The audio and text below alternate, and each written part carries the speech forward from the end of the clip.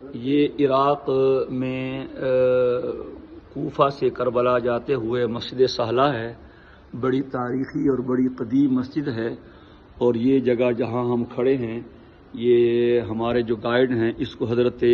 ابراہیم علیہ السلام کا مقام بتا رہے ہیں۔ یہ بات واضح ہے کہ حضرت ابراہیم علیہ السلام کا اصل وطن یہی تھا جس میں انہوں نے فرمایا تھا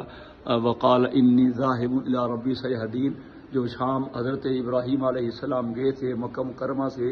تو یہیں سے ہو کے گئے تھے۔ تو یہاں بہت بڑی مسجد ہے اس وقت میں، اور اس کے 4 کونے ہیں۔ اس کونے پہ مقام ابراہیم ہے جس کے بارے میں یہ بتا رہے ہیں کہ ہاں سے حضرت ابراہیم علیہ السلام قوم عمالقہ سے لڑنے کے لیے گئے تھے، اور آگے سامنے کونے پہ حضرت ادریس علیہ السلام کا مقام ہے،